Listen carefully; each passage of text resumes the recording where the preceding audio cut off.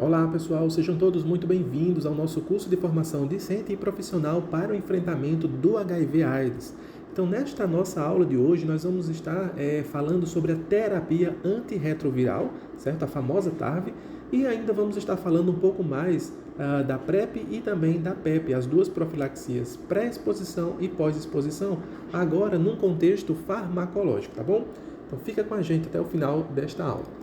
Pessoal, então quando a gente fala em terapia antirretroviral, que aqui a gente vai passar a abreviar e chamar de TARV, tá? A gente está falando de um tratamento médico, certo? Utilizado para combater o vírus do HIV, que é aquele responsável por causar a AIDS, né? A síndrome da imunodeficiência adquirida. Então, quando a gente fala de TARV, ou seja, dessa terapia antirretroviral, a gente está falando de uma combinação, né, de vários tipos de medicamentos, de classes diferentes, que atuam em diferentes vertentes do processo de replicação viral, com o intuito de promover, né, o combate ou controle da replicação desses vírus no organismo do hospedeiro. Então, antigamente se chamava, né, a TARV como coquetel anti-AIDS. E aí as pessoas falavam dessa forma, chamavam o tratamento de coquetel, porque é justamente um apanhado de drogas, né? Uma composição de drogas que muitas vezes gira em torno de 3 drogas diferentes.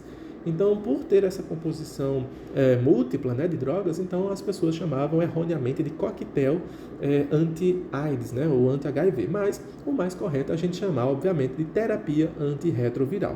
E por que antirretroviral? Então, é um tipo de terapia que é voltado apenas para o sucesso do controle dos retrovírus, né? Então, a gente sabe que o vírus do HIV é classificado como sendo ou pertencente à família dos retrovírus, então são terapias específicas voltadas apenas para o controle de retrovírus. Então, nada da gente estar fazendo uso de terapia antirretroviral para a gente conseguir eliminar outros vírus, como por exemplo se tentou aí durante a pandemia do Covid-19. Então, tentou-se utilizar alguns antirretrovirais, né, para o controle do SARS-CoV-2 e, obviamente, não se teve assim tanto sucesso em relação a isso, tá bom, pessoal? Então, quanto aos objetivos da terapia antirretroviral, a gente pode destacar aqui alguns objetivos terapêuticos que a gente busca alcançar nessa pessoa que vive com HIV e faz uso da TARV, tá? Então, a primeira delas, sem dúvidas, é a supressão viral. Então, um dos principais objetivos da TARV é justamente promover uma redução significativa da quantidade de vírus do HIV, tá certo? Então, é um dos principais objetivos da TARV, reduzir a carga viral. Quando a gente fala em redução de carga viral, a gente está falando justamente de reduzir a quantidade de vírus do HIV circulante no organismo, tá? De modo que essa redução da carga viral seja tão expressiva que ela atinja níveis indetectáveis ou muito baixos. Ou seja, quando o paciente ele faz o exame, né, para observar, o exame de sangue para observar a ocorrência do vírus do HIV, este ou o material genético deste já não consegue mais ser observado, né, quando ele está fazendo uso ali da terapia antirretroviral. Ou seja, então nessas situações ou nesses casos, a gente diz que esse paciente ele está com níveis indetectáveis, né, para a presença do HIV. Então, isso é fruto de uma terapia antirretroviral bem feita, né? Então, para o paciente que vive com HIV ou para a pessoa que vive com HIV, esse é um dos principais objetivos. Tornar esse paciente indetectável para a presença de vírus circulante neste organismo, tá bom? Então, à medida em que nós temos a supressão da carga viral, né? E quando eu falo de supressão de carga viral, estou falando de atividade viral. Então, por mais que o paciente ele continue infectado, até porque a doença não tem cura, né, do ponto de vista de reverter a infecção, mas esse vírus ele vai estar suprimido, ele não vai estar mais ativo nas células que ele parasita, tá bom? Então, no que isso acontece, no que a atividade viral ela é suprimida, então imediatamente ou automaticamente a quantidade de células CD4, né, que é a célula justamente que o vírus do HIV ele parasita, ela tende a aumentar. Por quê? Se a atividade viral está diminuída, então, logo, essas células, os linfócitos TCD4, eles vão poder respirar um pouco mais aliviado, porque elas já não vão precisar mais dar conta apenas de promover a replicação do vírus no seu interior, né? Então, elas vão ser preservadas, né, quanto à sua maquinaria bioquímica para cumprir as suas funções essenciais. Já que, quando o vírus do HIV ele está ativo na sua célula hospedeira, ele vai fazer com que essa célula, ele vai induzir essa célula hospedeira, neste caso o linfócito TCD4, a trabalhar somente para ele, né? Então, ele vai induzir que a célula TCD4, ela trabalhe apenas para reproduzir cópias do vírus do HIV. Então, se há a supressão viral do vírus de HIV, obviamente, por consequência, as células TCD4 elas vão ser preservadas, ou vão ser melhor preservadas, e com isso, a sua morte vai ser evitada. Então, no que a morte dos linfócitos TCD4 são evitadas, e, obviamente, por consequência, o seu número vai estar aumentado. E uma vez que o número de linfócitos TCD4 está aumentado no paciente com HIV, obviamente, o seu sistema imunológico vai ser muito mais responsivo, né, a outros ataques a outros agentes biológicos, enfim. O seu sistema imunológico ele vai estar, portanto, preservado. Ok, gente? Aqui, como um terceiro objetivo da terapia antirretroviral, nós temos o quê? Um aumento da qualidade de vida desse paciente, ou melhoria da qualidade de vida do paciente. Por quê? No que nós temos supressão da carga viral, no que nós temos o aumento da quantidade das células TCD4, os sintomas envolvendo a infecção pelo HIV e também pela AIDS, eles vão ser controlados ou vão agora passar a não existir. Então, o controle dos sintomas, né, decorrentes da infecção pelo vírus do HIV, eles vão ser controlados, muito bem controlados pela TARV, e isso, obviamente, acaba promovendo uma melhoria na qualidade de vida desse paciente. Redução da transmissão seria uma outra forma... deixa eu voltar aqui. Redução da transmissão seria um outro objetivo a ser alcançado, né, pela TARV. Ou seja, quando nós temos uma carga viral suprimida ou níveis indetectáveis de vírus do HIV na circulação, obviamente os riscos de transmissão desse vírus para outras pessoas, inclusive através da via sexual, ela é reduzida significativamente, né?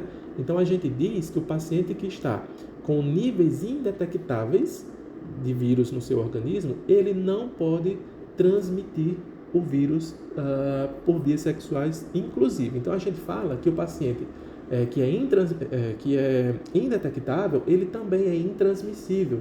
É o famoso I é igual a I, como um dos principais frutos aí da terapia antirretroviral, tá bom? Então, isso graças ao processo de redução da replicação da carga viral ou do vírus do HIV, que diminui a carga viral na circulação do paciente e, consequentemente, o torna intransmissível para o vírus do HIV por todas as possibilidades de vias de transmissão, ok?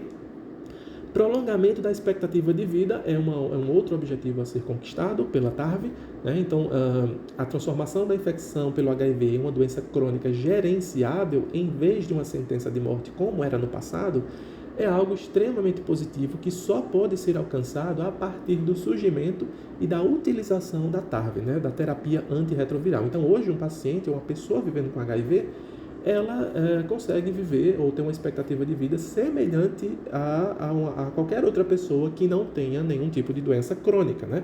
Então, isso é graças ao advento e à utilização da TARV como ela deve ser utilizada, né? E prevenção materno-infantil seria também uma das grandes conquistas e objetivos a serem alcançados pela TARV, né, que pode ser utilizada durante a gravidez e também após o nascimento do bebê, né, para prevenir a transmissão vertical, ou seja, da mãe para o filho diretamente, da mãe que vive com HIV para o seu filho. Então, a terapia antirretroviral ela é extremamente eficaz para prevenir, né, a transmissão materno-infantil do vírus do HIV. Então, esses são alguns dos objetivos a serem conquistados quando a pessoa que convive com HIV, ela espera, né, ou ela pretende alcançar ao fazer uso da TARV, tá bom, gente? Mas algo que a gente precisa destacar, né, em relação à TARV, e que para que esses objetivos que a gente acabou de falar, eles possam ser alcançados, eles possam ser conquistados, é importante notar que essa terapia, ela é um tratamento de longo prazo, ou seja, todos esses objetivos que a gente colocou aqui no slide anterior, para que todos eles possam ser alcançados, para que esse paciente ele possa, de fato, ser I igual a I, ou seja, para que ele seja indetectável e, portanto, intransmissível, isso acontece no longo prazo, tá certo? Obviamente. Então, e o tratamento ele deve ser continuado através de uma adesão rigorosa e ininterrupta. Então, para que todos os objetivos da TARV sejam devidamente alcançados, é muito importante que o paciente ele faça a adesão rigorosa, né, do tratamento. E quando eu falo em adesão rigorosa, isso quer dizer o quê? Que esse paciente ele vai tomar o seu medicamento todos os dias, procurando fazer a administração sempre no mesmo horário para evitar variações de concentrações das drogas no organismo, tá? E jamais ele deve interromper o medicamento. Caso ele falhe na adesão ou na continuidade da terapia, ele pode, obviamente, voltar a ter índices de HIV ou partículas virais detectáveis na sua circulação. Então, para que ele se torne indetectável novamente, então ele precisa retomar a terapia toda de uma vez. Enfim, então é necessário que essa terapia ela seja ininterrupta e o paciente obedeça rigorosamente a todas as questões de administração correta e buscando sempre fazer essa administração em horários também semelhantes, tá bom? Isso também pode ajudar no processo de redução da resistência dos vírus a essas drogas, né? A TARV, porque a gente sabe que os vírus do HIV, eles são vírus extremamente evoluídos, né? E eles conseguem desenvolver resistências aos diferentes tipos de drogas antirretrovirais.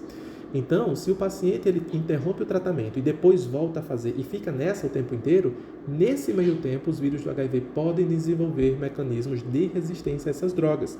Então, é bom que o paciente ele não brinque com isso, né? E que ele não dê chance ao vírus para que ele se torne resistente ao arsenal de medicamentos que a gente tem, né? Nós temos um bom arsenal medicamentoso, porém a gente não deve, obviamente, abusar, né, do nosso arsenal, beleza, gente? Então isso precisa ficar muito claro na pessoa que vive com HIV, tá? Antes dela fazer a adesão à terapia, ela precisa estar muito ciente disso. Em relação ao histórico da terapia antirretroviral no Brasil, né, ali na década de 80 foi quando surgiram os primeiros casos de HIV/AIDS no Brasil, né, principalmente da AIDS, que é quando a doença propriamente dita ela começa a se manifestar de forma mais severa. Naquela época, até então, não existia tratamento específico e a terapia basicamente se tratava de cuidados paliativos, né? Porém, foi justamente nessa década quando se debruçou, né, a comunidade científica se debruçou ali para tentar desenvolver alguma droga que fosse capaz de interromper aí, portanto, o ciclo de vida do vírus do HIV. Então isso só se deu, né, com sucesso lá em 1987, quando a primeira droga antirretroviral ela foi produzida e comercializada, que foi a zidovudina, né, vulgarmente conhecida por AZT. Então esta foi a primeira droga antirretroviral a ser lançada no mercado lá em 1987 e a partir de então ela pôde ser utilizada aí para controle do HIV nesses pacientes, né? Então aqui no Brasil, em 1990 apenas, ou seja, 3 anos após a sua aprovação para a sua comercialização, o SUS ele começa a distribuir gratuitamente aqui no Brasil o AZT, tá? a zidovudina, para o tratamento das pessoas vivendo com HIV aqui no Brasil, ok? E em 1996 nós temos um grande marco histórico na terapia antirretroviral aqui no Brasil, porque é quando se inicia o que a gente chama de HAART, né, que é o início da terapia antirretroviral altamente ativa, ou seja, nesses anos anteriores a 1996, houve o desenvolvimento de outras drogas, né? Então, a exemplo do sucesso do ritonavir, ou melhor, do retrovírus, ou melhor, da zidovudina, a exemplo do sucesso da zidovudina, então outros medicamentos foram sendo lançados no mercado, tá? E foram aderidos aqui pelo Ministério da Saúde do Brasil, e com isso eles foram sendo incorporados à terapia para pessoas vivendo com HIV aqui no Brasil, tá? Então essa terapia chamava de HAART, terapia antirretroviral altamente ativa, que combinava, né, vários medicamentos além da zidovudina, né, para atacar o vírus do HIV, isso aqui no Brasil, ok, pessoal? E aí, a partir dos anos 2000, nós, a partir da quebra de patentes dos medicamentos para o controle, para os medicamentos antirretrovirais, é que aqui no Brasil, a Fiocruz, o Ministério da Saúde, em parceria com a Fiocruz e a Biomanguinhos, né, começaram a produzir localmente as suas próprias drogas antirretrovirais, tá? Então, com isso, com o aumento da produção local aqui no Brasil, Isso, obviamente, aumentou a demanda, né, de medicamentos, de terapia, e houve uma expansão do processo de tratamento, né, e houve também mais investimentos em pesquisa e no desenvolvimento de outras drogas antirretrovirais, tudo aqui no Brasil, que melhora a questão de importação, melhora em relação a investimento, melhora em relação à logística, quando esses medicamentos passaram a ser produzidos aqui no Brasil a partir dos anos 2000. Em 2007, nós temos a implementação da política de tratamento universal para o HIV. Então, esse momento, 2007, foi um outro grande marco histórico aqui no Brasil em relação à TARV, porque se implementou essa política de tratamento universal para o HIV/AIDS, onde todas as pessoas vivendo com HIV/AIDS, elas poderiam ter acesso, né? Não que antes elas não tivessem, mas isso se tornou muito mais facilitado e houve aí, né, uma atualização de protocolos e condutas de manejo com esses pacientes, né, do ponto de vista farmacológico, e a pessoa vivendo com HIV pôde ter acesso garantido aos medicamentos antirretrovirais de forma gratuita também pelo SUS. Ok, pessoal? E a partir de 2010, né, houve uma expansão dos programas de prevenção, com ênfase na prevenção combinada, que já foi motivo de uma aula anterior nossa, né, quando nós falamos sobre prevenção, e foi quando houve o início da utilização da PrEP, da profilaxia pré-exposição aqui no Brasil. A PrEP ela começou um pouco antes, né, a partir de 1999, a PrEP ela já começou a ser utilizada, mas apenas ali algo em torno de 2010 foi que a PrEP começou a ser mais difundida aqui no Brasil, né, configurando-se aí como mais uma estratégia de prevenção ao HIV. E atualmente nós temos a implementação de novos esquemas terapêuticos, inclusive esse ano já nós tivemos uma atualização, né, com implementação de um novo medicamento ou de novos esquemas terapêuticos, tá? Então, isso constantemente está sendo revisto, tá bom? Para que o SUS possa estar utilizando dos melhores medicamentos, né, menos tóxicos possíveis para esses pacientes, tá bom? Dando continuidade, inclusive, às políticas de redução ao estigma, ao preconceito e à discriminação, que também é uma outra frente, né, que nós precisamos sempre estar lutando para combater todo e qualquer estigma, preconceito ou discriminação envolvendo pessoas que vivem com HIV. Beleza, gente? E do ponto de vista farmacológico, como é que funciona a terapia antirretroviral? Então, antes de falar quais são os medicamentos, como é que eles atuam, a gente precisa revisar aqui sobre como é que se dá o processo de replicação do vírus no interior da sua célula hospedeira, tá? Então, isso por quê? Porque os medicamentos ou os mecanismos de ação da terapia antirretroviral, ela vai ocorrer justamente em etapas distintas do processo de replicação viral. Então, é importante que a gente esteja fazendo uma revisão desses processos. Tá? Então, inicialmente, a gente viu que o vírus do HIV, né, ele dispõe de duas principais proteínas de superfície, chamadas GP120 e GP41, onde elas se ligam a receptores CD4 e a correceptores de quimiocina, ou CCR5, tá? E a partir disso, ele consegue fazer a entrada e a fusão, né, do vírus com a membrana celular. Então, a membrana do vírus fica retida aqui na membrana celular e apenas o capsídeo desse vírus ele entra para o citosol. Tá? Então, no citosol, esse núcleo capsídeo ele é desfeito e todo o material genético e as enzimas que o vírus do HIV ele traz consigo, elas são liberadas aqui no citosol da célula TCD4.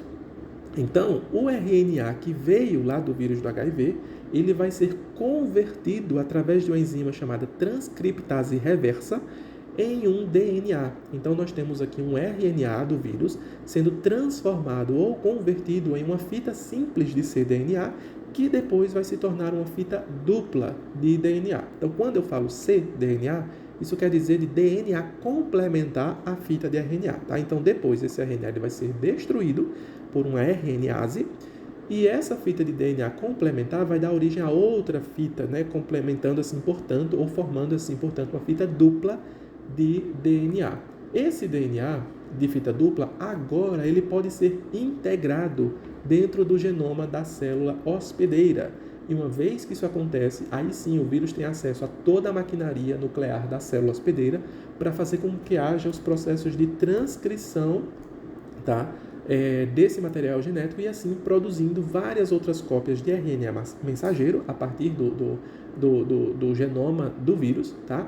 Então, várias cópias de RNA mensageiro do vírus são produzidas com o intuito de produzir várias proteínas estruturais e também outras proteínas que vão regular o processo de transcrição e, com isso, a partir da produção de vários tipos de proteínas e componentes essenciais para a formação de novas partículas virais, nós temos aí, portanto, a formação dessas novas partículas que vão surgir por brotamento, através de brotamento da membrana do linfócito TCD4, e assim eles vão sofrer maturação e estarão prontos para infectar novas células CD4. Então, esse é basicamente o ciclo de reprodução ou de replicação do vírus do HIV na célula hospedeira, ou também conhecida como linfócito TCD4. Beleza, gente? Então, o mecanismo de ação das drogas antirretrovirais, elas irão envolver, ou elas irão atuar nessas diferentes etapas de replicação do vírus no interior da célula, tá?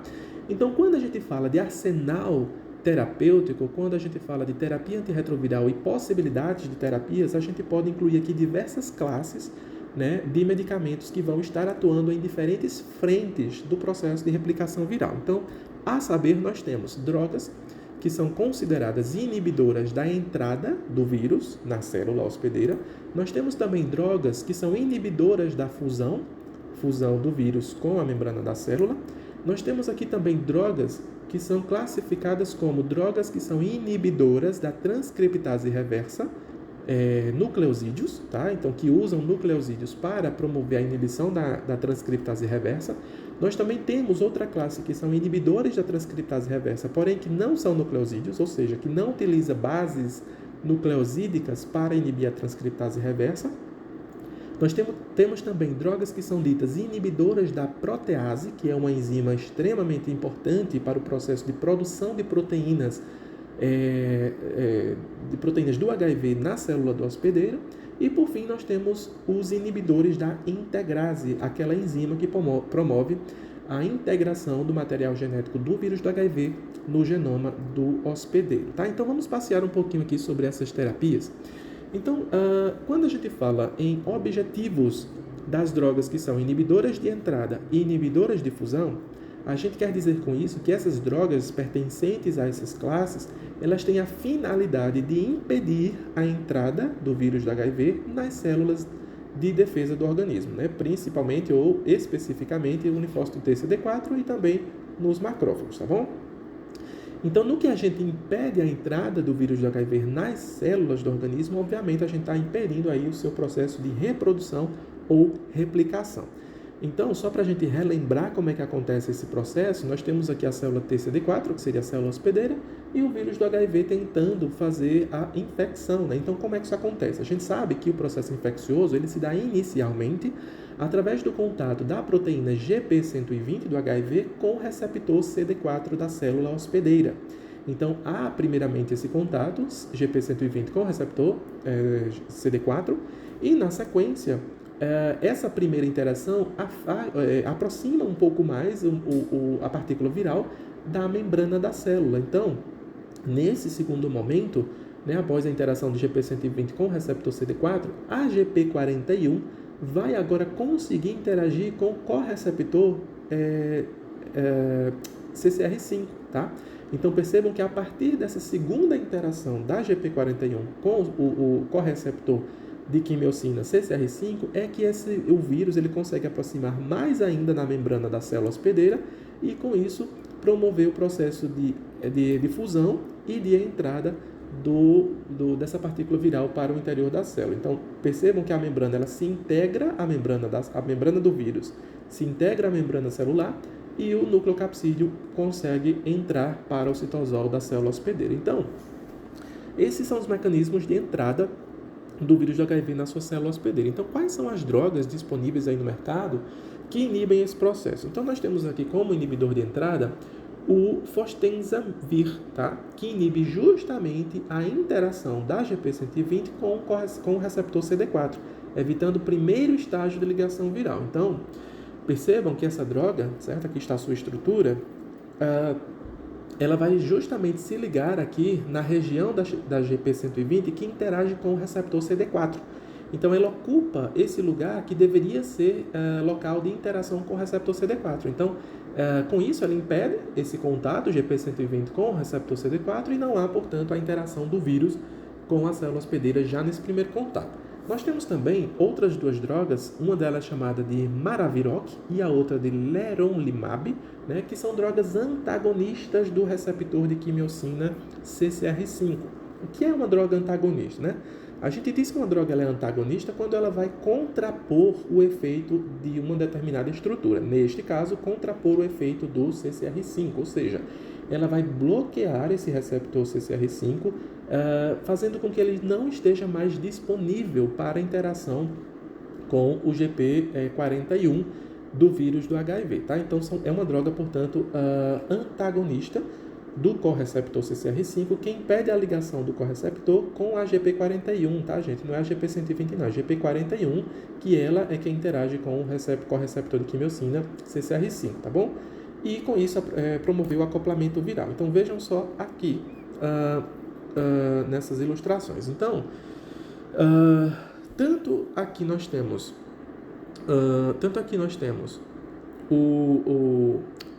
chega, meu pai amado, o Maraviroc, como também o Leronlimab. Neste caso, o Maraviroc ela é uma droga, uma estrutura química sintética, né, produzida em laboratório. E o Leronlimab, esse termo MAB, ele se remete a anticorpo, né? Então, são anticorpos que vão, ou anticorpos, ou uma droga sintética que vão atuar no receptor de quimiocina CCR5, impedindo com que ele se ligue ao GP41, né? E com isso possa haver o processo de fusão das células, da célula hospedeira com o vírus do HIV, beleza, gente? Então, também é um processo de bloqueio, agora só que do correceptor CCR5, para que ele esteja inacessível ao GP41 e assim conseguir fazer o processo de fusão celular, tá? Então, quanto às drogas inibidoras da fusão, a gente tem esse outro anticorpo aqui chamado de Ibaluzumab, que ele vai inibir a fixação também, ou a interação do receptor CD4 com a GP120 também, tá? Só que essa interação, como a gente pode ver aqui, é um anticorpo, como eu falei para vocês. Esse anticorpo ele não vai se ligar aqui no sítio de interação da GP120 com o CD4, não. Percebam que esse anticorpo eles se ligam em outra região do CD4, tá? E o fato desse anticorpo se ligar em outra região do CD4, ele vai promover uma mudança da conformação desse receptor, ao ponto de que esse receptor CD4 já não consiga mais enxergar o GP120. Então, recapitulando, a droga Ibalizumab vai se ligar ao receptor CD4, vai proporcionar nele uma mudança da sua forma, da sua estrutura, e com a mudança dessa sua forma ou dessa estrutura, ele não consegue mais reconhecer a GP120. Se ele não consegue mais reconhecer a estrutura da GP120, ele não liga mais a ela, ele não interage mais a ela, e com isso impede o processo de fusão ou de entrada, né, do vírus de HIV na célula hospedeira. Lembrando, gente, que toda forma de administração de anticorpos, ela é injetável, tá? Ela normalmente é subcutânea, ou intramuscular, ou endovenosa. Não pode ser administrado por via oral. Então, todos esses medicamentos à base de anticorpos, a exemplo do anterior que a gente falou também, são drogas injetáveis, tá? Então, apesar da sua eficiência, da sua eficácia, aí um inconveniente, né, para o paciente, porque ele precisa estar fazendo o uso da injeção desse medicamento, e por ser um anticorpo, ou seja, uma proteína extremamente sensível, ela precisa ser armazenada sob refrigeração, ok? Outras alternativas a esse anticorpo que a gente acabou de falar, nós temos a infulvirtida e a albuvirtida, que são também inibidores de fusão, que vão impedir a associação do GP41, certo, com o seu receptor, neste caso o CCR5. Então vejam só, aqui nós temos também, olha o tamanho dessa droga, olha o tamanho da estrutura molecular dessa droga, que também é injetável, agora não porque ela é um anticorpo, mas porque ela é uma molécula enorme. Então, o pessoal que já viu, estudou farmacologia, sabe que moléculas de tamanho muito grande, ou de peso molecular muito grande, elas não conseguem ser absorvidas pelas células do intestino, né, devido ao seu tamanho. Então, para isso, elas precisam ser injetadas, tá bom? Então, essas drogas, tanto a infuvirtida como a albuvirtida, elas vão se ligar ao GP41, bloqueando o seu acesso ao CCR5, tá? Então, nestas condições, o vírus ele não vai conseguir entrar na célula porque a ligação do GP41 com o CCR5 ela vai estar impossibilitada de acontecer. Tá bom, pessoal? Bom, uma outra classe de medicamentos antirretrovirais que nós também podemos apresentar são as drogas que vão inibir a enzima transcriptase reversa, só que agora utilizando análogos nucleosídeos, tá? Então, essa classe de medicamentos, né, das TARVs, que a gente chama de ITRN, ou seja, inibidores da transcriptase reversa nucleosídeos, elas vão inibir, obviamente, a enzima transcriptase reversa, por incorporação de estruturas análogas de nucleosídeos à cadeia do DNA do HIV que se cria dentro da célula de defesa no organismo. Isso faz com que haja um impedimento da produção ou de alongamento da fita de RNA, interrompendo o processo, né, de produção do material genético do HIV. Então, em outras palavras, o que é que isso significa? Nós sabemos que a enzima transcriptase reversa, né, a gente precisa fazer uma revisãozinha acerca dela para falar da droga em específico, mas a gente sabe que a transcriptase reversa é aquele tipo de enzima que vai converter uma fita de RNA em uma fita de DNA. Como assim, Rômulo? É isso mesmo, nós temos uma enzima, uma polimerase, que vai usar a fita de RNA como base para incorporar nucleotídeos, né, que iriam ali sintetizar uma fita de DNA complementar. Então, a partir de uma base de RNA, essa polimerase, chamada de transcriptase reversa, ela vai incorporar nucleotídeos ali, formando agora uma fita de DNA complementar. Na sequência, uma outra enzima chamada de RNase, ou seja, vai destruir esse RNA que serviu de molde, né, para a produção do cDNA, e a polimerase vem novamente, né, a transcriptase reversa vem novamente, agora utilizando essa fita de DNA complementar, né, para promover a produção de uma outra fita, né, ou seja, a fita complementar do cDNA, formando, portanto, uma fita dupla de DNA. Então, aqui a gente tem um videozinho esquemático, né, ilustrativo, para mostrar isso acontecendo de forma ilustrada. Então, nós temos aqui o RNA em vermelho, servindo de base para a produção de uma fita de DNA complementar. Esse DNA complementar ele vai voltar novamente para a transcriptase reversa, para que agora ela possa dar origem à segunda fita, né? A segunda fita complementar do cDNA. Então, mais uma vez aqui para ficar claro, nós temos em vermelho aqui o RNA, que vai servir de molde ou de base para a formação da fita de DNA complementar. Na sequência, esse RNA ele é destruído e o cDNA, ou seja, o DNA complementar, vai ser complementado em uma fita dupla de DNA mais uma vez. Então, percebam que nós temos aqui a incorporação de nucleotídeos, tá certo, gente? Obviamente, não existe síntese de DNA sem nucleotídeo, tá?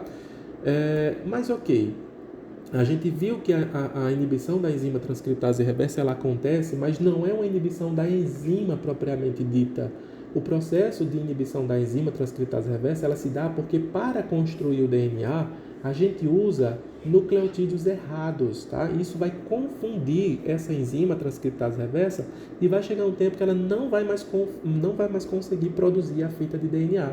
Se ela não consegue produzir a fita de DNA, não vai produzir o alongamento e não vai ter material genético viral dando ordens à célula hospedeira, tá? Então isso é fundamental para impedir o processo de replicação do vírus. Então vejam só, aqui a gente tem uma estrutura conhecida como nucleotídeo, né? Que são aquelas unidades que vão proporcionar a polimerização para a construção de uma fita de DNA. Então nós temos uma base nitrogenada, uma pentose, que neste caso é uma ribose, e um grupo fosfato. Então isso é a famosa estrutura dos nucleotídeos que a gente aprende lá no ensino médio. Tá, Romulo, mas você disse que não é a incorporação de nucleotídeos, mas sim análogos nucleosídeos. Qual é a diferença entre um nucleosídeo e um nucleotídeo? Vejam só.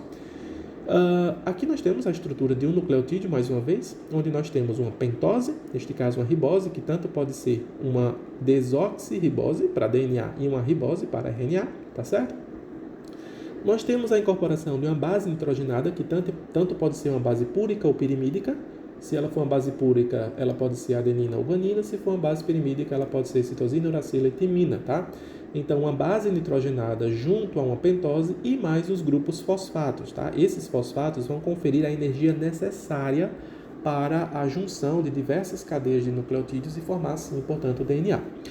Então, quando a gente olha somente essa estrutura sem os fosfatos, a gente diz que em vez de um nucleotídeo, a gente tem um nucleosídeo, tá?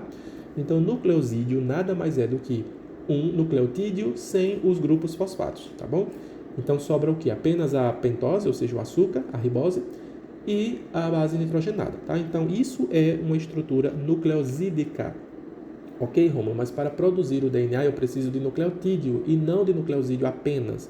Sim, isso é verdade.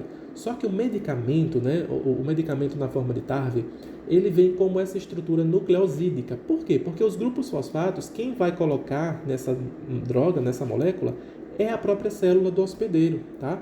Então vejam só, aqui nós temos a droga análoga a nucleosídeo. Por que é análoga? Porque ela não é um nucleosídeo propriamente dito, ela é uma forma parecida que a enzima vai reconhecer e vai utilizar ela. É como se fosse um cavalo de Troia.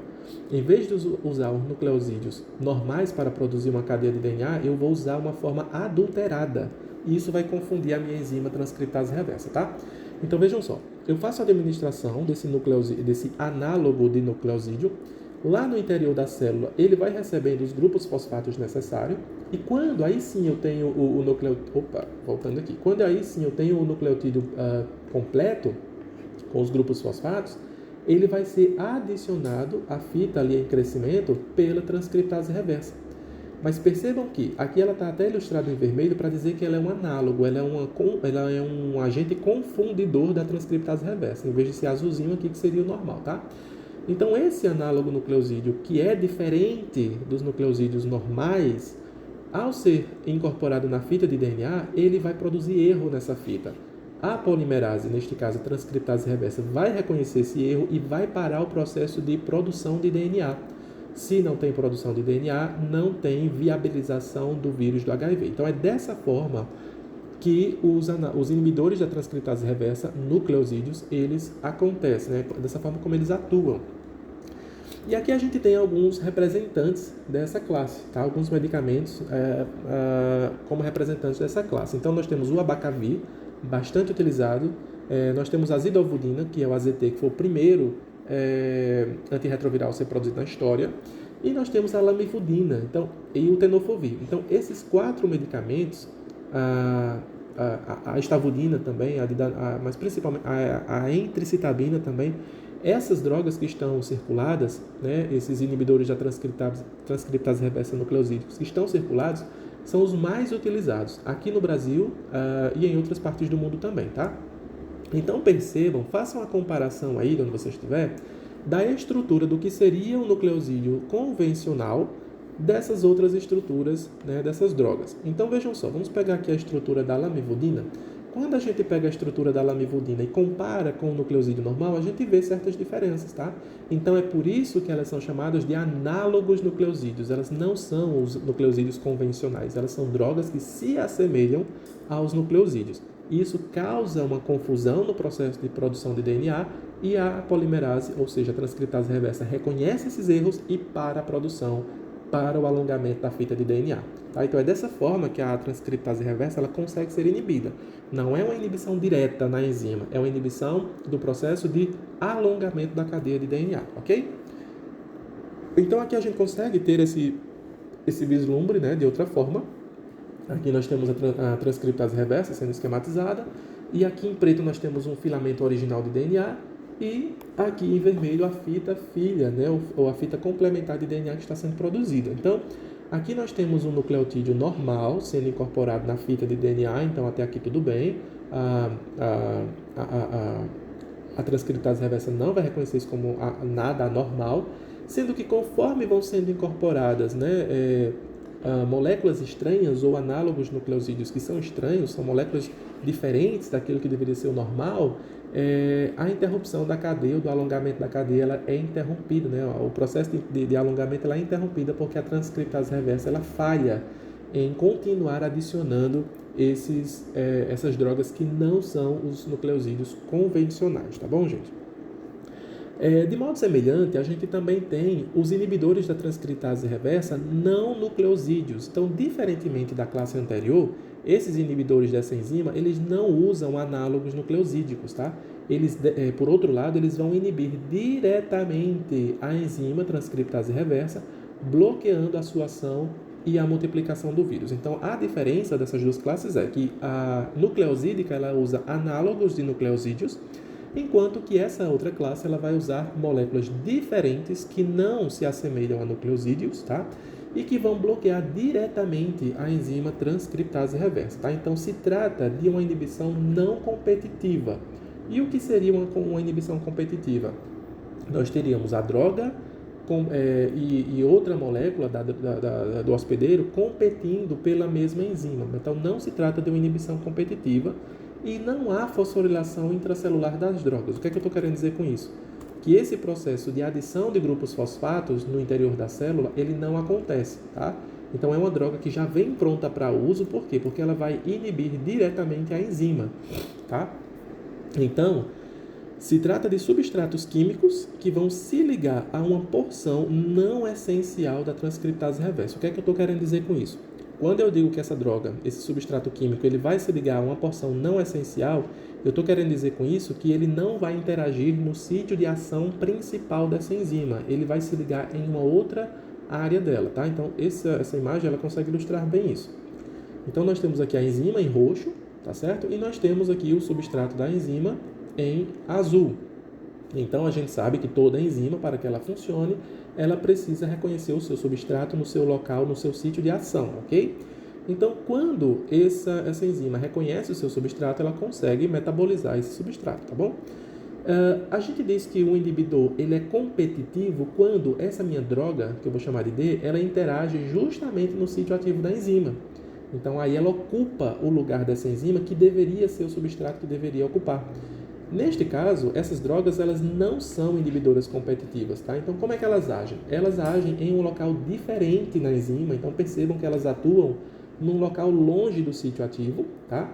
Mas essa adesão dessa droga, que eu vou chamar de D, em outra parte dessa enzima, vai promover uma mudança na conformação dessa enzima. Então, perceba que antes ela era fechadinha aqui, então ela agora se torna aberta, tá? Gente, isso é só a título de ilustração, tá? Só para a gente dizer que houve o processo de mudança da conformação dessa enzima quando nós ligamos com esse inibidor, tá? Então, no que há a mudança da conformação dessa enzima, ele já não consegue mais reconhecer o seu substrato e a enzima para de funcionar. Então, é dessa forma que os inibidores da transcriptase reversa não nucleosídeos eles vão atuar, inibindo a enzima diretamente, só que ele se liga numa porção que não é no seu sítio de ativo, tá? Então, com isso, essas drogas elas vão proporcionar a mudança da conformação da enzima, que na farmacologia a gente chama isso de antagonista alostérico. Esse termo alostérico faz menção à mudança da conformação, tá? E isso faz com que essa enzima ela seja inativada. Se a enzima é inativada, não tem produção de DNA. Se não tem produção de DNA, não existe replicação viral, tá? Então, aqui um outro esqueminha para mostrar que a droga, neste caso o efavirenz, ele vai se ligar em uma outra porção da enzima, impedindo o processo de replicação, de alongamento da fita de DNA pela transcriptase reversa. Então, aqui nós temos alguns exemplos, tá, de drogas dessa classe: a nevirapina, a delavirdina, o efavirenz, que aqui no Brasil é o único que se usa dessa classe, tá, e a etravirina. Na verdade, essa aqui também é utilizada. Então, desses 4 representantes de inibidores da transcriptase reversa não nucleosídeos, aqui no Brasil se usa basicamente o efavirenz e a etravirina, tá bom? E aqui estão as suas estruturas representadas. Aqui nós temos uma penúltima classe de TARV, tá? Que são os inibidores de protease. Então, os ARVs, ou seja, os antirretrovirais dessa classe, inibem a enzima protease do vírus do HIV, impedindo a produção de partículas virais. A gente falou que durante o processo de replicação do vírus na célula hospedeira, existe a produção de RNA mensageiro, e depois desse RNA mensageiro, esse RNA mensageiro vai ser traduzido ali para uma proteína X. Sendo que no HIV é um único RNA que dá origem a uma proteína enorme, tá?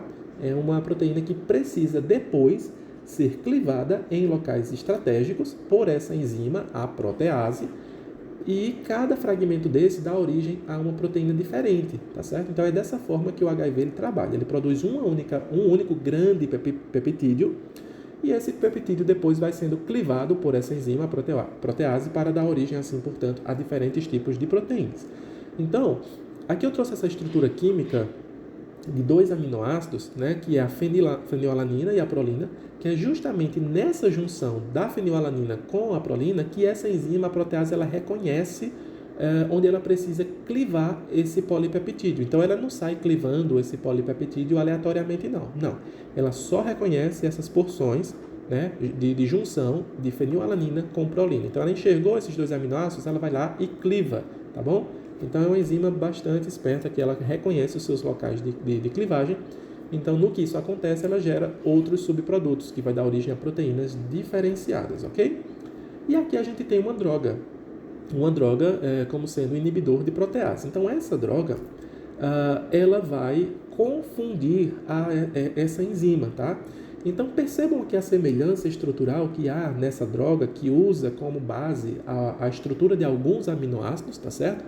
Para confundir a enzima protease. Então, percebam a semelhança estrutural desse fragmento aqui com essa região reconhecida pela protease nessa junção da fenilalanina com a prolina. Então, aqui nessa estrutura, a gente tem o que? A gente consegue observar, por exemplo, aqui eu tenho uma dupla O, aqui eu tenho uma dupla O, aqui eu tenho um nitrogênio, aqui eu tenho um nitrogênio, aqui eu tenho essa estrutura assim, aqui eu também tenho essa estrutura, entendeu?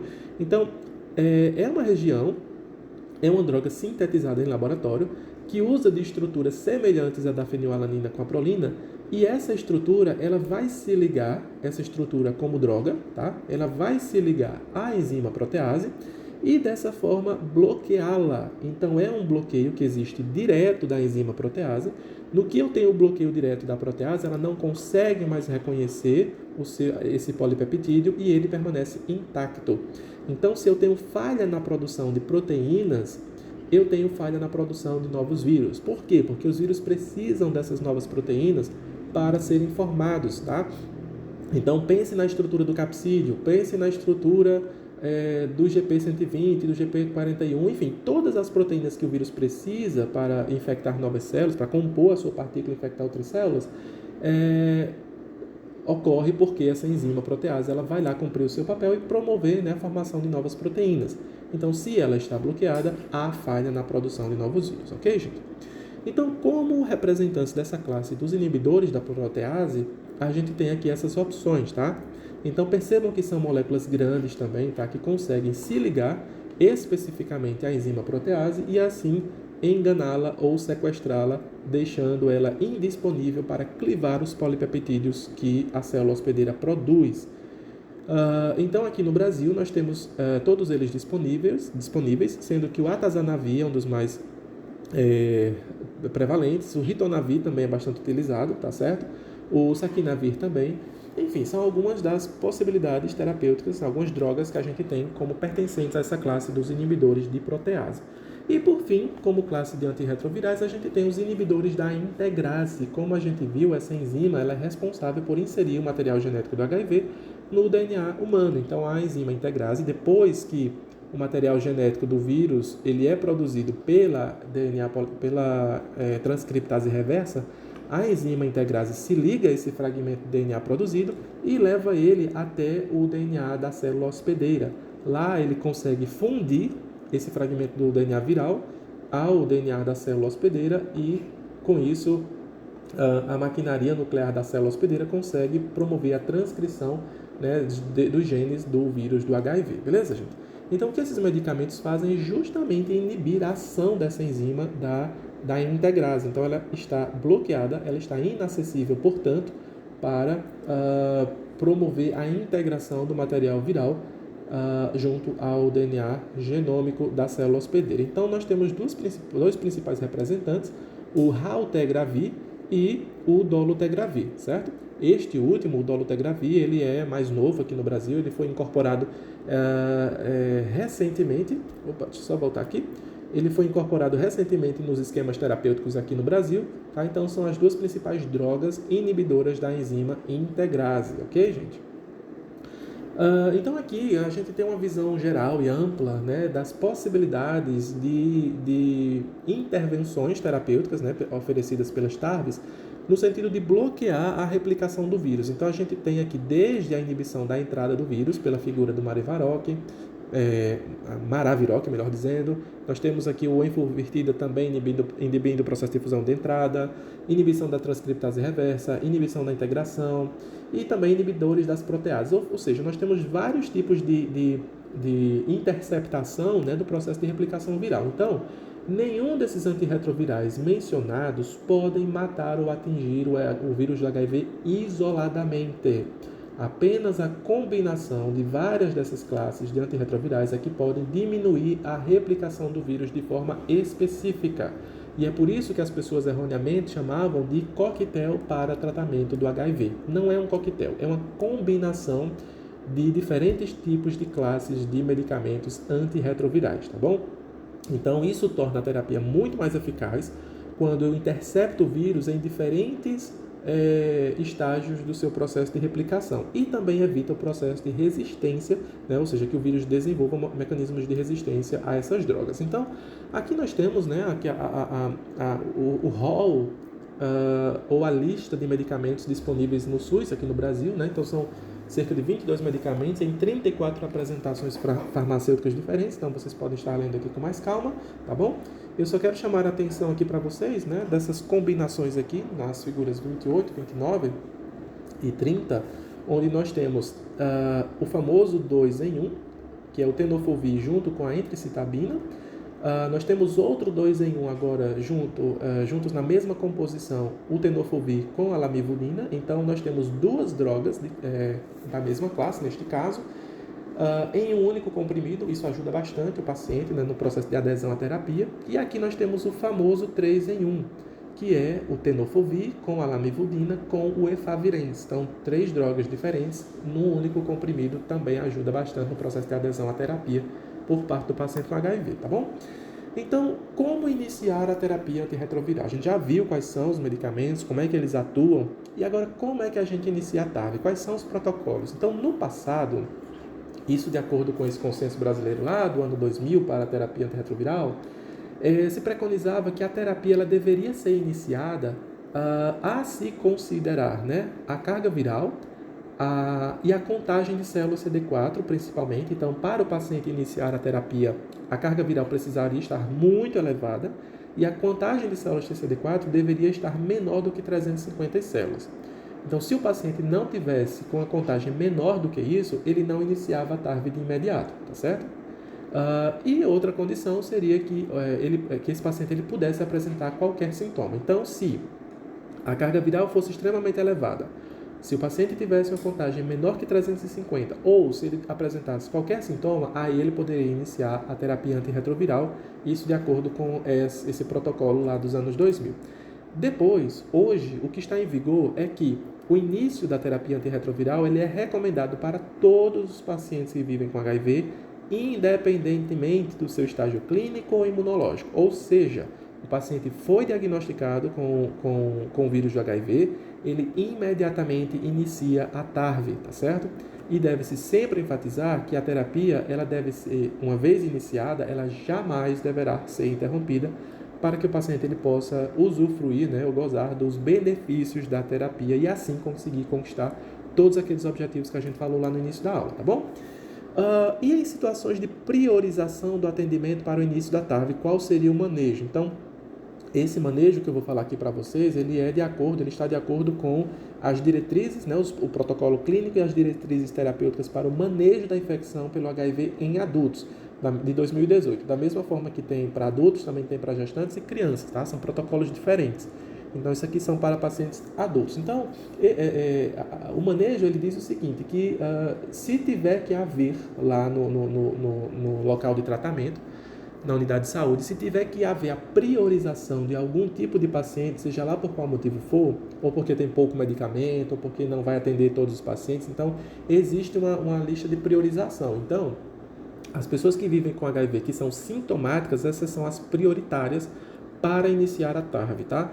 Depois dela, nós temos os pacientes cuja contagem de CD4 ela é menor do que 350 células por milímetro cúbico de sangue, então elas também estão ali na lista de prioridades, seguido por gestantes, pacientes com tuberculose ativa, com infecção com vírus do Epstein-Barr, tá?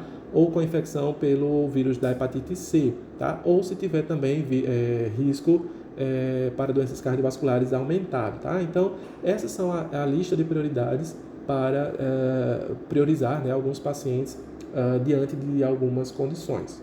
Então, na impossibilidade de haver ou de se fazer ou de conhecer a contagem de linfócitos TCD4, não deve se adiar o início do tratamento, ele deve se começar imediatamente, como a gente já falou anteriormente, tá bom, gente? E quanto a combinação dos medicamentos, quais são os ARVs, quais são os agentes antirretrovirais que eu devo usar? Quais são as drogas antirretrovirais que eu devo usar para conter o vírus do HIV? Então, a terapia inicial, ela deve sempre incluir a combinação de 3 antirretrovirais, tá certo? Então, esse protocolo, desse que eu acabei de mostrar para você, tá? Do manejo da infecção do HIV em adultos, ele diz o seguinte, que a terapia ela deve combinar 2 inibidores da transcriptase reversa nucleosídicos e deve combinar uma outra classe de ARVs. Aí pode ser ou um inibidor da transcriptase reversa não nucleosídico, pode ser um inibidor de protease ou pode ser uma integrase, mas não os 3. Então, são 2 inibidores da transcriptase reversa nucleosídicos, ou um inibidor da transcriptase reversa nucleotídeo, ou um inibidor de protease, ou um inibidor de integrase, tá certo? Constituindo-se, portanto, 3 drogas antirretrovirais.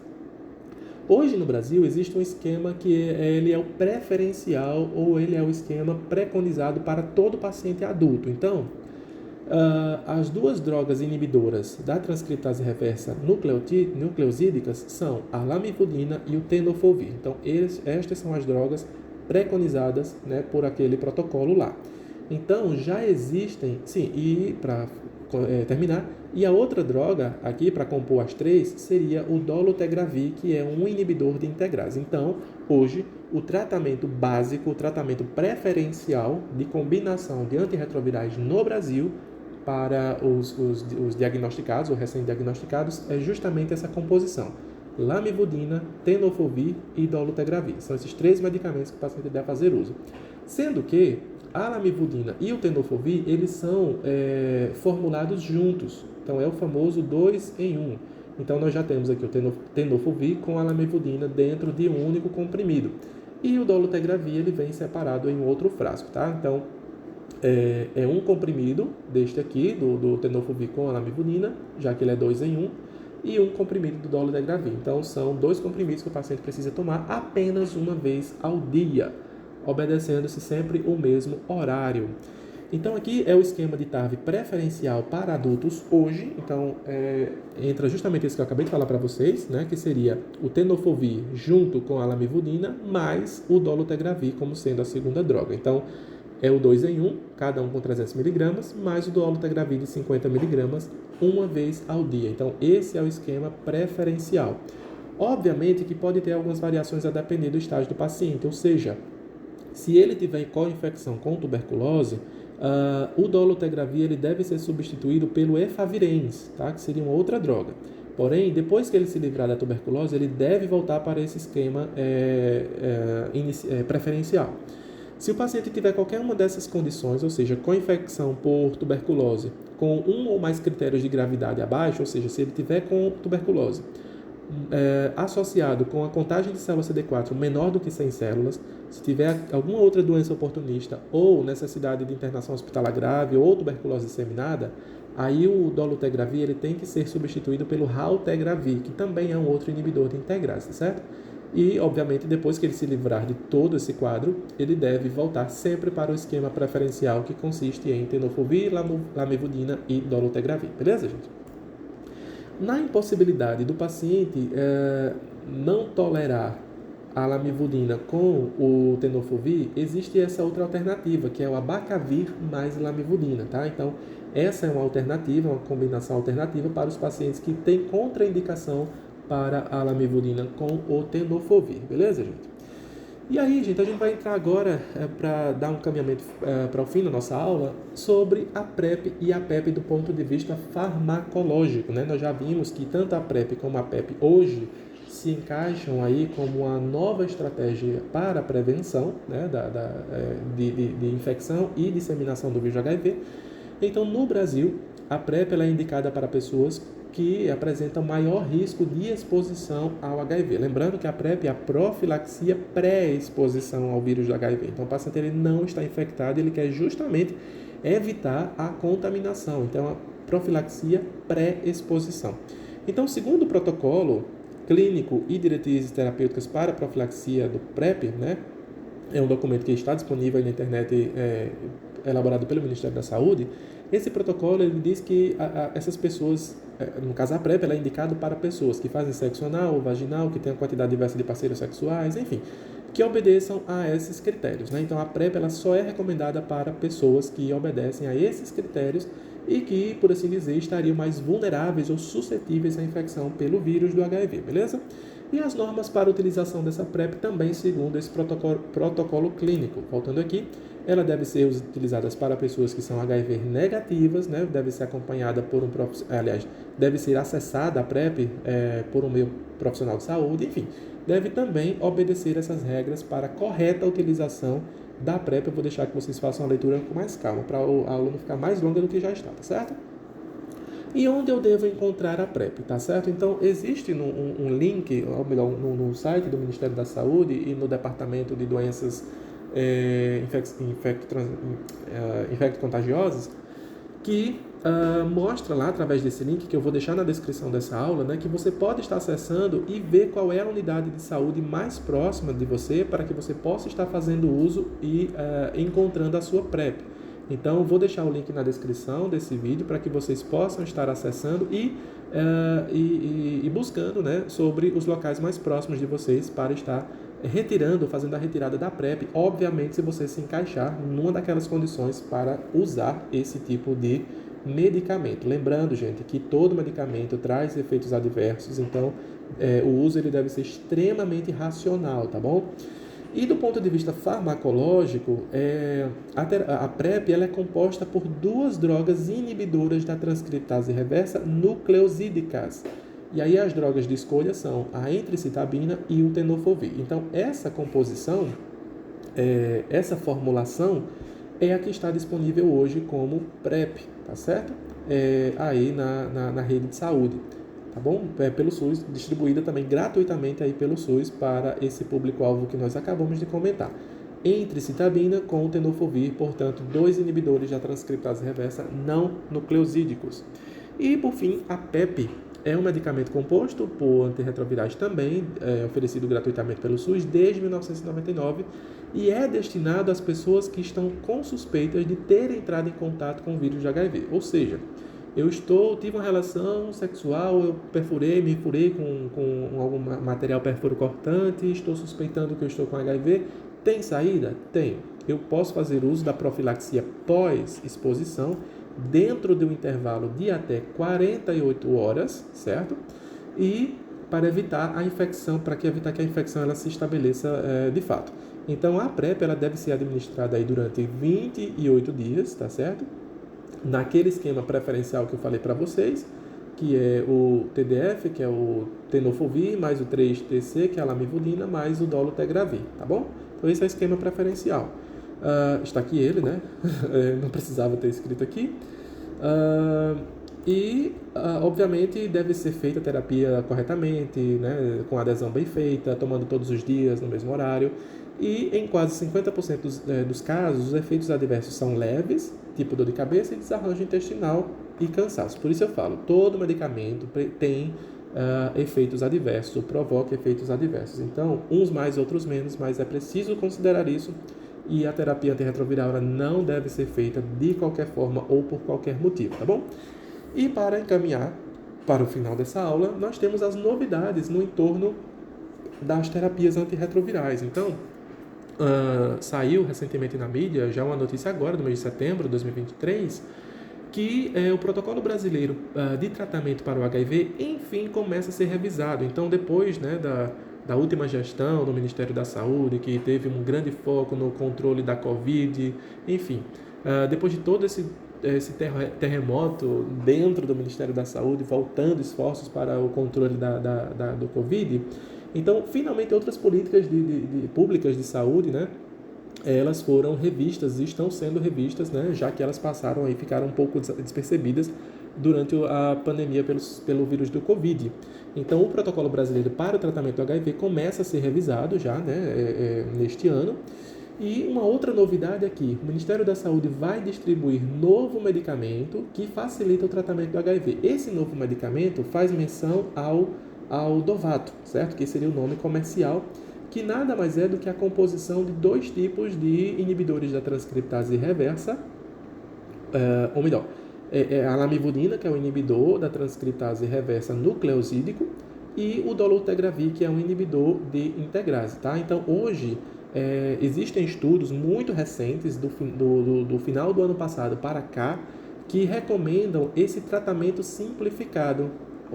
Nossa, tá muito feio isso aqui. Enfim, é um tratamento simplificado que, em vez de utilizar 2 ITRNs mais um outro tipo de ARV, ele vai usar apenas agora um tipo de ITRN, que neste caso é a lamivudina, e mais um outro tipo de ARV, que neste caso se preferiu o dolutegravir. Então, em vez de ser 3 drogas em comprimidos, a gente tem agora 2 drogas que vai ser distribuída agora em um único comprimido.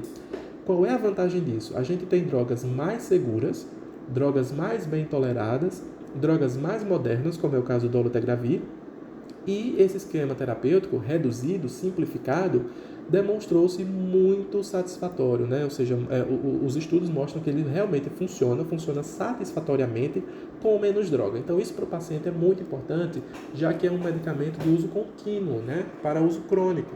Então, quanto menos tóxico for esse medicamento, melhor para esse paciente que não pode deixar de tomá-lo, ok?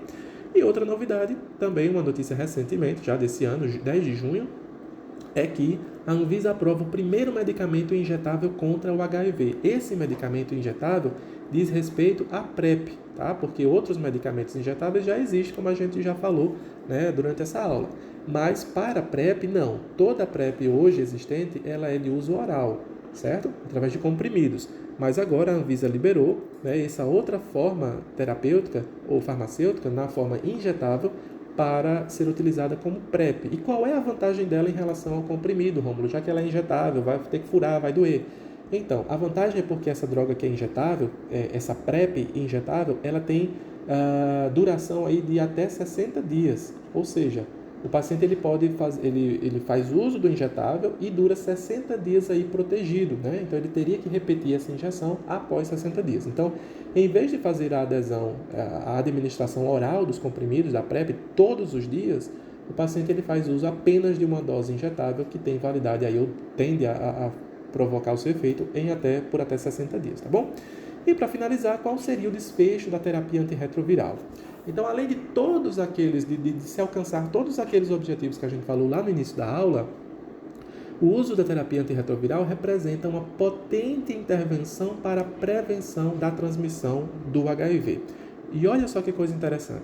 Diversas evidências científicas, ou seja, diversos estudos científicos, oferecem fortes indicativos de que o tratamento de indivíduos infectados pelo HIV pode reduzir significativamente a transmissão sexual do vírus, mesmo sem uso de preservativos. Ou seja, é aquela ideia do que o I é igual a I.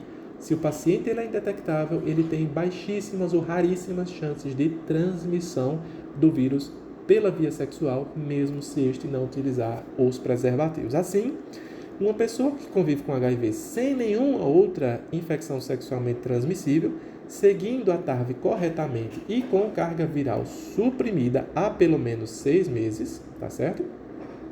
Tem mínimas chances de transmitir o vírus do HIV pela via sexual. Apesar disso, o uso de preservativo continua sendo recomendado como forma de cuidado adicional para evitar reinfecção pelo HIV e prevenção de outras ISTs. Ou seja, por mais que não haja casos de infecção ou não tenha registros de casos de infecção pelo vírus do HIV em pessoas suprimidas, ou melhor, de carga viral suprimida, ou seja, indetectáveis, Mas ainda assim, durante as relações sexuais, ainda é indicado o uso de preservativo. Por quê? Não para evitar a transmissão do HIV, mas prevenir reinfecção pelo outro tipo do HIV, já que a gente tem HIV do tipo 1 e do tipo 2. Então, para evitar uma reinfecção por outro tipo de HIV, de repente, ou mais resistente, por uma outra cepa mais resistente, e ainda para prevenir de outras ISTs, já que, minha gente, a gente não pode esquecer que a TARV, ela é efetiva apenas para o controle do vírus do HIV. Ela não protege o paciente contra sífilis, contra gonorreia, contra qualquer uma outra IST. Então, por isso que o uso do preservativo ele continua sendo preconizado, né, para que o paciente ele se proteja de outras infecções, mas não porque ele pode transmitir o vírus do HIV, tá bom? E por fim, agora sim, por fim, né, no aconselhamento à pessoa vivendo com HIV e suas parcerias, a mensagem deve ser clara e objetiva, sendo direito da pessoa vivendo com HIV e das pessoas não reagentes a saberem que nunca foi comprovada uma transmissão por pessoa com HIV em supressão viral, ou seja, com carga viral indetectável, tá certo? Nunca foi documentado. E que o risco estimado nesse caso é tão pequeno que pode ser insignificante ou intransmissível, portanto ser considerado paciente intransmissível. E é importante que o fator de adesão não é o único responsável pelo sucesso da terapia antirretroviral e pela melhoria da qualidade de vida das pessoas vivendo com HIV. Outros aspectos biológicos, psicológicos e sociais são fundamentais para que a pessoa, né, tenha uma boa qualidade de vida. O desejo de viver, sonhar, aceitar a soropositividade, reduzir ou eliminar os medos, a culpa principalmente, a vergonha, o preconceito, a raiva, a depressão, o isolamento e o estresse, e a gente está falando do paciente, tá certo? Ajudam a viver mais e melhor. Por isso que é importante, gente, auxílio psicológico para esses pacientes. O suporte da família, dos amigos, dos grupos de apoio, das organizações não governamentais e dos profissionais da saúde capacitados e experientes também podem ajudar você a conviver com a soropositividade. Então, os cuidados do paciente com HIV vai muito além das questões terapêuticas, tá? Mas a questão psicológica ela está muito envolvida e ela é muito necessária para que o paciente, de fato, possa gozar de uma boa qualidade de vida, tá bom, pessoal? Então, por hoje é só, aqui a gente encerra essa nossa aula. Espero que vocês tenham aproveitado. Na próxima aula, nós vamos estar falando sobre mitos e verdades sobre o HIV. Se liga na lista de frequência, que está também, o link do formulário está na descrição desse vídeo. E se você ficou com alguma dúvida, né, em relação a qualquer aspecto do que foi comentado aqui nesta aula, você pode estar entrando em contato com a gente através do nosso endereço de e-mail, ou ainda contactando a gente diretamente através de mensagens, né, lá no nosso perfil no Instagram. Então, pessoal, agradeço pela atenção de todos até aqui e até a nossa próxima aula.